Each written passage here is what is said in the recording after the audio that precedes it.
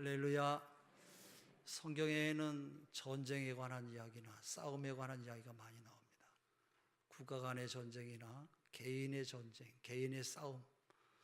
특별히 다윗과 그의 아들 압살롬이 함께 왕권을 가지고 쟁탈전을 벌인 그런 싸움의 이야기도 나오고 여러 가지 싸움의 이야기가 많이 나옵니다만은 특별히 제일 아마 귀한 것은, 유명한 싸움은 아마도 다윗과 블레셋의 거대 육척 장신인 골리앗 장군과의 싸움 이야기일 것입니다. 용감한 소년인 다윗은 믿음을 가지고 거대한 골리앗 장군과 싸우러 나갔습니다. 다윗은 시냇가에서 물맷돌 5개를 가지고 거대한 골리앗 장군을 싸우려고 대항했습니다.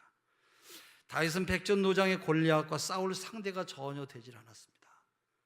그러나 다윗이 골리앗을 향해서 던진 돌멩이는 골리앗의 이마 정통에 맞췄고 골리앗을 한 방에 쓰러뜨렸습니다. 근데 골리앗과 싸워야 되는 사람은 다윗만이 아닙니다. 예수 그리스도를 나의 주님으로 믿는 우리 모든 성도들은 죄악 세상에 살면서 어떤 시간이든지 도저히 우리가 상대할 수 없어 보이는 골리앗과 같은 그런 상대와 싸울 때가 많이 있습니다. 그러한 위기의 순간에 믿음의 사람들은 두 가지 중에 한 가지를 선택하게 되는데, 그 하나는 두려움에 사로잡히는 것이에요. 둘째는 하나님 앞에 예배하러 나가는 것입니다. 여러분은 이 둘 가운데 하나를 선택할 것이에요.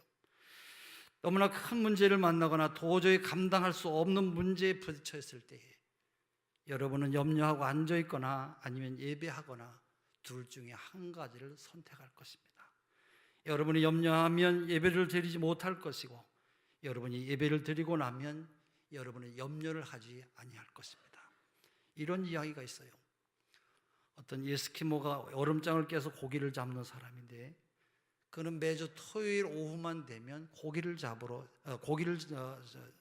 오후만 되면 시내를 나갔어요. 항상 그는 2마리의 개를 데리고 갔는데 한 마리는 흰색 개이고 한 마리는 검은색 개입니다. 개들은 훈련이 잘 되어 있어서 주인이 싸우라고 할 때마다 아주 잘 싸웠어요. 매주 토요일 오후마다 시내 광장에는 사람들이 많이 모였고 2개가 싸우기 시작하면 개 주인이 내기를 하게 했어요. 근데 이 2개는 실력이 아주 비등비등했어요. 한번 토요일에는 검은 개가 이기고 그 다음 토요일에는 흰색 개가 이겼어요. 이 어부는 항상 이겼어요. 이 어부가 싸움에 건 개는 어김없이 항상 이겼어요. 이것을 본 친구가 궁금해서 물었습니다. 어느 날 이 친구에게 비결을 알려줬어요. 난 한 주일 동안 한 마리는 굶기고 한 마리는 잘 먹이네. 내가 잘 먹인 개가 더 강한 놈이 되니까 그 놈이 이기는 것은 당연한 것이지.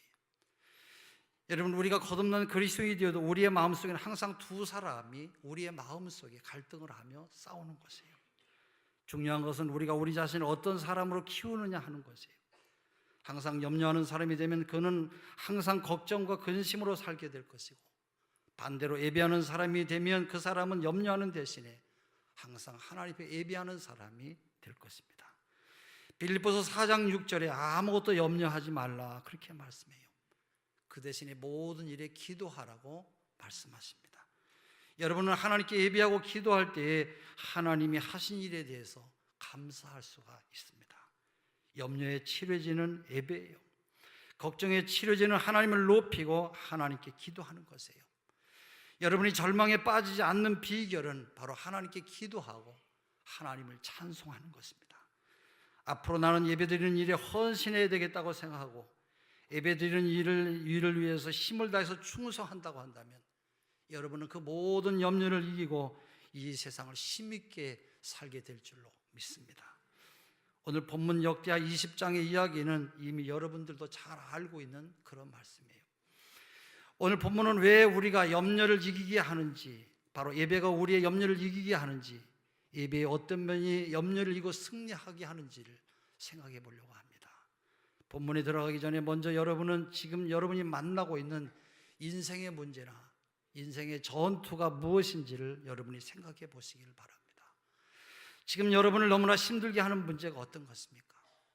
여러분을 도저히 여러분이 이길 수 없고 감당할 수 없는 문제가 여러분 무엇입니까? 건강의 문제입니까? 재정의 문제입니까? 아니면 관계의 문제입니까? 아니면 결혼 문제입니까? 아니면 직장 문제입니까? 오늘 여러분의 문제가 어떤 문제이든지 오늘 본문에 나오는 여호사밧 왕이 했던 대로 여러분이 하기로 결단한다고 한다면 바로 여러분의 삶의 염려는 점점 사라지고 하나님께서 위로부터 주시는 여러분 마음속에 평안이 넘치게 될 것입니다. 오늘 본문 1절과 2절을 우리가 다시 한번 같이 읽어보겠습니다. 본문 1절과 2절입니다. 그 후에 모압 자손과 암몬 자손들이 마온 사람들과 함께 하서 여호사밧을 치고자 한지라. 어떤 사람이 와서 여호사밧에게 전하여 이르되 큰 무리가 바다 저쪽 아람에서 왕을 치러 오는데 이제 하사손다말 곧 엔게디에 있나이다 하니, 여기 말하는 바다는 사해 바다를 뜻해요. 그러니까 쳐들어온 3개국 연합 동맹군은 유다의 동쪽으로 사해 바다 건너편에 살고 있는 그런 민족들이에요.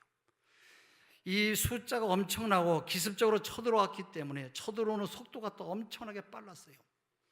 하사손다말까지라고 하는 것까지 이미 쳐들어왔다고 하는 보고가 들어왔는데, 하사손다말이라고 하는 것은 예루살렘에서 거리로 약 25km 정도밖에 떨어지지 아니한 곳으로 하루면은 도달할 수 있는 아주 짧은 그런 거리예요. 이때의 상황은 여호사밧 왕이나 유다 나라에게 최악의 상황이었어요. 그때 여호사밧 왕은 어떻게 했습니까?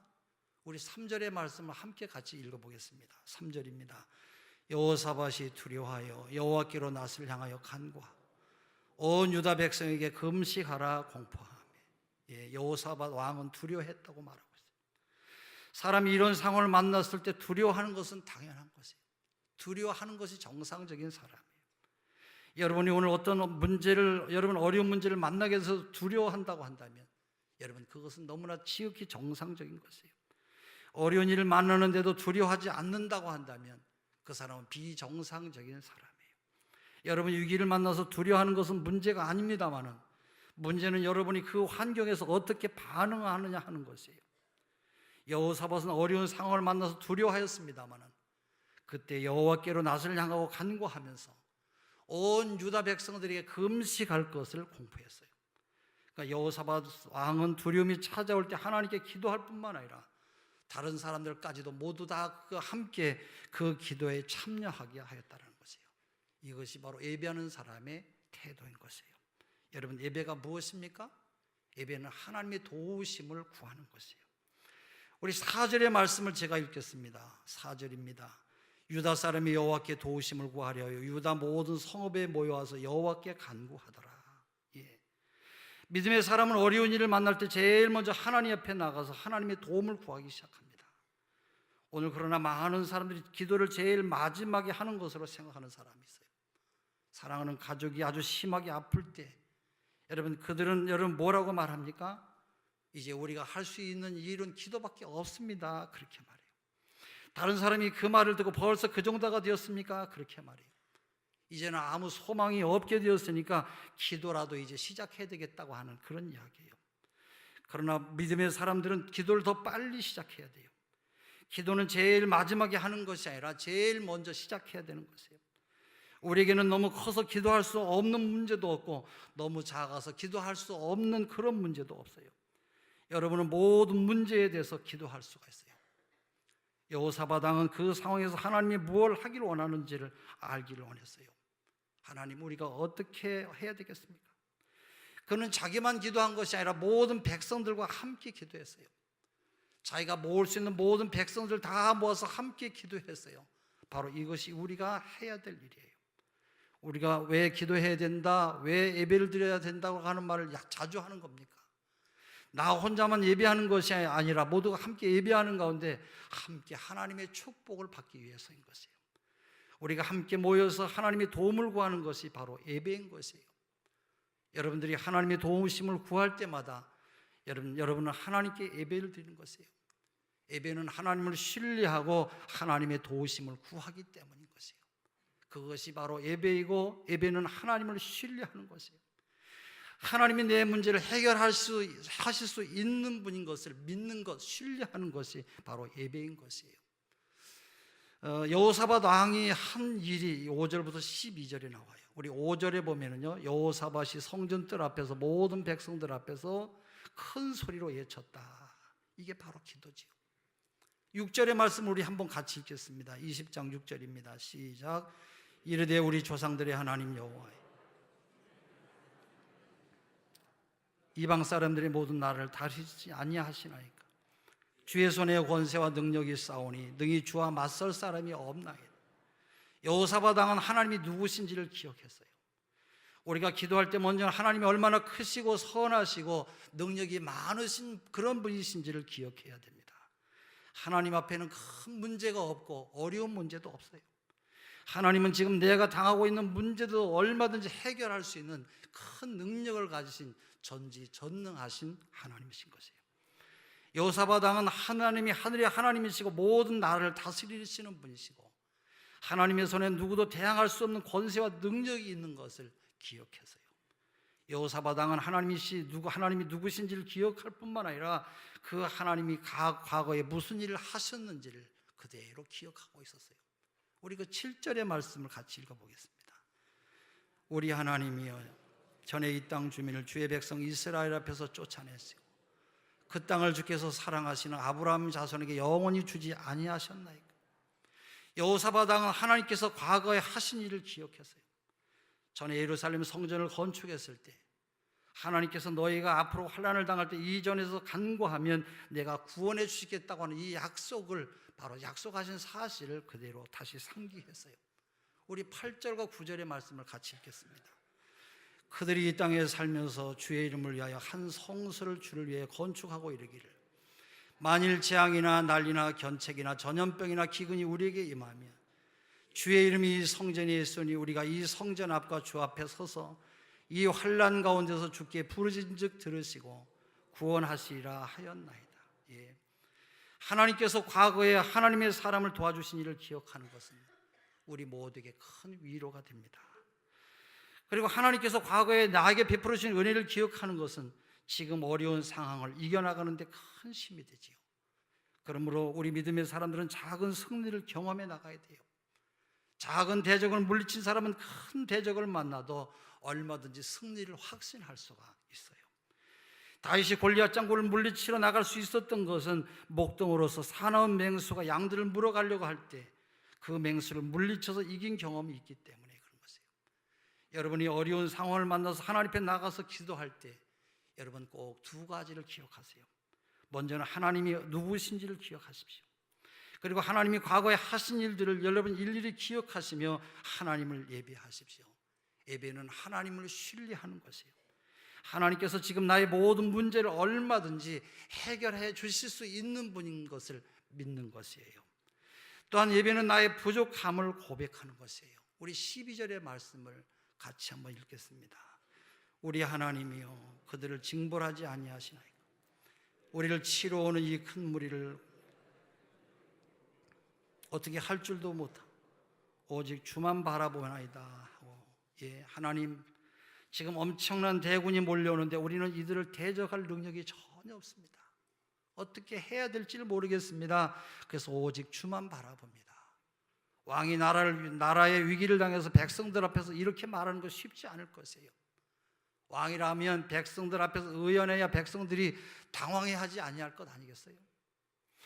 그러나 여호사밧 왕이 이렇게 기도한 것은 그 환경과 상황이 너무나 심각하기 때문이었을 것이에요.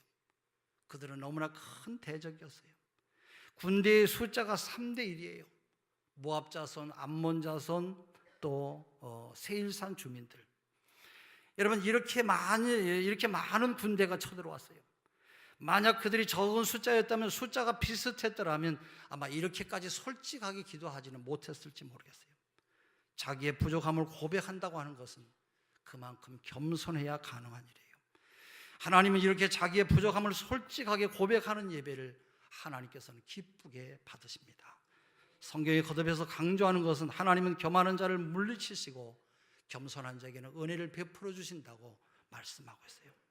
겸하는 하나님의 은혜가 임하는 것을 차단하는 것이에요. 그러나 겸손은 하나님의 은혜를 가져옵니다. 하나님은 여러분의 삶에 은혜를 베풀어 주시기를 원하는데, 여러분이 교만하지 않냐고 겸손할 때 하나님은 우리에게 은혜를 베풀어 주시는 것이에요. 우리가 기억해야 될 것은 우리가 우리의 부족함을 고백할 때 하나님이 이미 그 사실을 다 알고 계신다라는 것이에요. 우리가 하나님 앞에 하나님, 나는 이 일을 감당할 수가 없습니다. 나는 이 일을 어떻게 해야 될지 도저히 내가 감당할 수가 없습니다. 하나님 앞에 고백할 때 하나님은 그 말을 듣고 놀라질 않으세요. 왜요? 하나님은 이미 그 문제를 다 듣고 계시고 알고 계시기 때문에 그래요. 요한복음 15장에서 주님은 나를 떠나서 너희가 아무것도 할 수 없다고 말씀하셨어요. 하나님을 떠나서 우리가 할 수 없는 것이 할 수 있는 것이 아무것도 없어요. 하나님 없이는 또 할 수 있는 것이 한 가지도 없어요. 빌립보서 4장 13절은 내게 능력 주시는 자 안에서 나는 모든 것을 할 수 있느니라고 사도 바울은 말하고 있어요. 그리스도를 통해서는 우리가 모든 것을 할 수가 있어요. 그러나 주님을 떠나서는 우리는 아무것도 할 수가 없어요. 그 중간은 없어요. 다 할 수 있거나 하나도 할 수가 없어요. 우리가 솔직히 말해서 지금 우리가 경험하고 있는 이 많은 문제들을 생각해 보면 그것들이 모두가 나와 다 관계된 그런 문제들이에요. 관계의 문제, 경제적인 문제, 건강의 문제, 모든 문제의 원인들은 모두가 다 결국 나 때문에 일어나는 것이에요. 내가 부족해서, 내가 잘못해서, 내가 잘 준비하지 못해서, 내가 하나님 앞에 신실하지 못해서 생긴 그런 문제들이에요. 그러므로 우리는 하나님 앞에 겸손하게 나아가서 우리의 부족함을 고백해야 할 것입니다. 하나님, 나는 이 문제를 도저히 해결할 수가 없습니다. 저는 아무것도 못합니다. 하나님께서 도와주십시오. 여러분, 우리가 그렇게 고백할 때 그때가 바로 하나님께서 우리를 통해서 일하실 때인 것이에요. 그래서 예배는 바로 나의 부족함을 하나님 앞에 고백하는 것이에요. 그리고 네 번째로 예배는 구원하신 하나님을 의지하는 것이에요. 우리 13절의 말씀을 같이 읽겠습니다. 유다 모든 사람들이 그들의 아내와 자녀와 어린이와 더불어 여호와 앞에 섰더라. 그 시간 여러분, 유다 사람들은 모두 하나님을 의지하며 기다리고 있었어요. 여러분, 예배는 바로 그런 것이에요. 우리는 하나님이 구원해 주기를 기다리고 있습니다. 우리는 하나님만을 의지하고 있습니다. 여러분, 그게 바로 예배예요. 여호사밧은 일국의 왕으로서 가장 강한 사람이에요. 그러나 그는 하나님을 의지하고 백성들과 함께 서 있는 것이에요. 이 자리에 있는 우리 아버지들께 말씀드립니다. 여러분은 한 가정의 가장으로서, 남편으로서, 아버지로서 삶의 많은 어려움의 문제들을 가지고 있어요. 그래도 여러분이 흔들리면 가족들이 불안해할까 봐 겉으로 내색하지 못하고 아무 문제도 없는 것처럼, 아무 어려움이 없는 것처럼 버티고 있을 때가 많이 있을 것이에요. 여러분의 아내와 자녀들을 안심하게 만들 수 있는 가장 좋은 방법이 있어요. 그것은 바로 여러분이 하나님을 의지한다고 하는 것을 가족들에게 알리고 그런 태도를 보여주는 것이에요. 그때 여러분의 가족들은 리더십을 의지할 뿐만 아니라 여러분의 가장 강하신 하나님을 의지하기 때문에 더욱 안심할 것이에요. 그리고 여러분이 하나님을 온전히 의지할 때 하나님께서 여러분의 삶을 개입하시고 도와주실 것이에요. 여러분이 가진 문제가 무슨 문제든지 그 문제를 하나님께 가지고 나가서 하나님, 저는 부족합니다.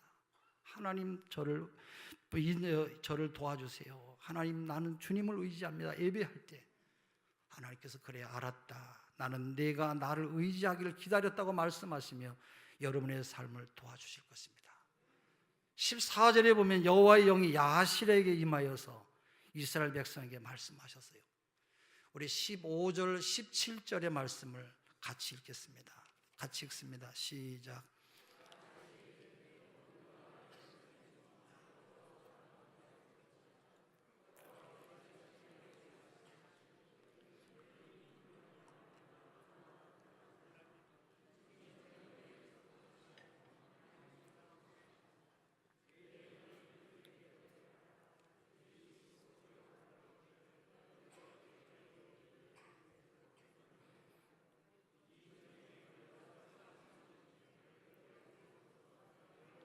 구원하는 것을 보라.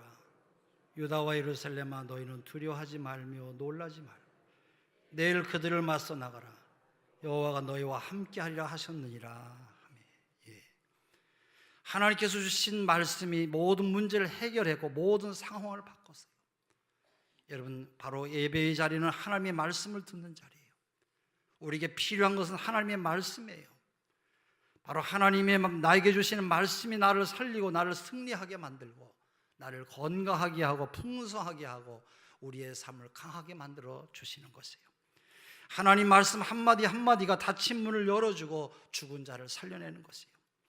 마태복음 8장의 백부장은 예수님께 와서 예수님, 저의 하인 하나가 병들었습니다. 예수님께서 좀 고쳐주십시오. 간청을 했어요. 그때 예수님께서 내가 가서 고쳐주겠다고 대답하니까 백부장이 뭐라고 말합니까? 주님께서 저희 집에 오시는 것을 감당할 수가 없습니다. 그저 다만 말씀만 해주십시오. 그러면 내 하인이 낫겠습니다 말이에요. 아마 이 사람은 예수님이 이방인 자기 집에 오신 부담을 덜어드리기 위해서 그렇게 말했을 것이에요. 그때 예수님은 그에게 가라, 네 믿음대로 될지어다라고 말씀하셨어요. 바로 주님의 말씀 한마디가 이 하인을 살려낸 것이에요. 오늘 여러분에게 필요한 것이 무엇입니까? 하나님의 말씀이에요. 하나님은 말씀하셨어요. 이 전쟁은 너에게 속한 것이 아니라 하나님께 속한 것이다. 이 전쟁에는 너희가 싸울 것이 없으니 그냥 대열을 이루고 서서 여호와께서 구원하시는 것을 보라고 17절에 말씀하고 있어요. 사랑하는 우리 성도 여러분, 살아가는 것이 왜 이렇게 힘이 듭니까? 왜 여러분 삶이 이렇게 피곤합니까? 하나님께서 싸우실 전쟁을 여러분이 싸우고 있기 때문에 그래요. 하나님이 싸우실 전쟁을 내 힘으로 싸우면 백전백패 우리는 패할 수밖에 없어요. 바로 우리에게는 바로 하나님의 전쟁을 싸울 만한 능력이 없어요. 여러분이 자식을 완벽하게 키우려고 하고 좋은 사람과 결혼하지 못할까 봐 걱정을 하고 또 모든 필요한 공부를 하지 못할까 봐, 원하는 직장에 들어가지 못할까 봐 걱정하며 우리가 애를 써요. 여러분이 애를 쓰고 애쓰다가 도저히 안 돼서 마침내 모든 것을 포기하고 하나님께 나아가면 그때 하나님께서 알았다, 내가 너를 기다렸다 말씀하시며 하나님께서 개입해서 이루어 주실 것이에요. 그렇다고 해서 물러서라고 하는 말이 아니에요. 하나님 너희가 대열을 이루어 서 있으라고 말씀하셨어요. 물러서지 말아야 돼요. 힘들고 어렵다고 해서 여러분 도망쳐서는 안 되는 것이에요.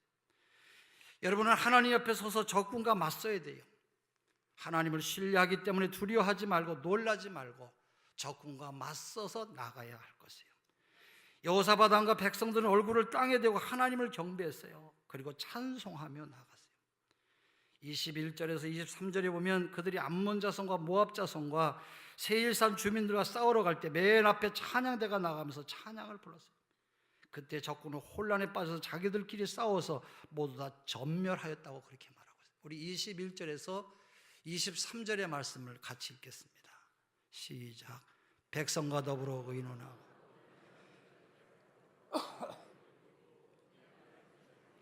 여호와를 찬송하여 이르기를 여호와께 감사하세 그의 인자하심 영원하도다 하게 하였더니 그 노래와 찬송이 시작될 때 여호와께서 복병을 두어 유다를 치러 온 암몬 자손 모압과 세일산 주민들을 치게 하심으로 그들이 패하였습니다. 진멸하고 세일 주민들을 멸한 후에는 그들이 서로 쳐 죽였더라. 예, 찬송은 마귀를 혼란에 빠뜨려요. 여러분이 마귀를 혼란에 빠뜨리기를 원하시면 여러분 찬송을 부르시기 바랍니다. 찬송은 적군의 의사소통 체계를 혼란에 빠뜨려요. 찬송은 신앙인의 가장 강력한 무기예요. 왜냐하면 하나님은 찬송 중에 거하시고 성도들이 찬양할 때 하나님이 임하시는데 하나님이 임하시면 우리의 모든 문제는 아무것도 아닌 것이 되어버리기 때문인 것이에요. 바로 그것이 예배예요. 또한 예배는 하나님께 미리 감사하는 것이에요.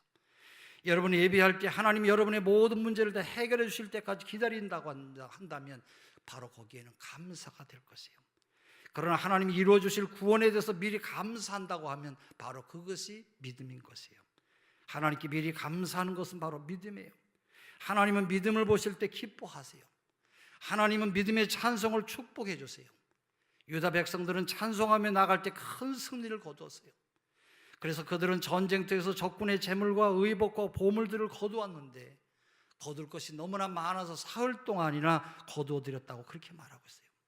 하나님을 예배할 때 우리 문제의 골짜기가 축복의 골짜기가 되었어요. 바로 그들은 생명을 건질 뿐만 아니라 물질적인 축복까지 경험하게 되었어요. 할렐루야. 26절에 보면 그들은 골짜기를 브라가 골짜기라고 부르는데 브라가라고 하는 말은 축복이라고 하는 말이에요.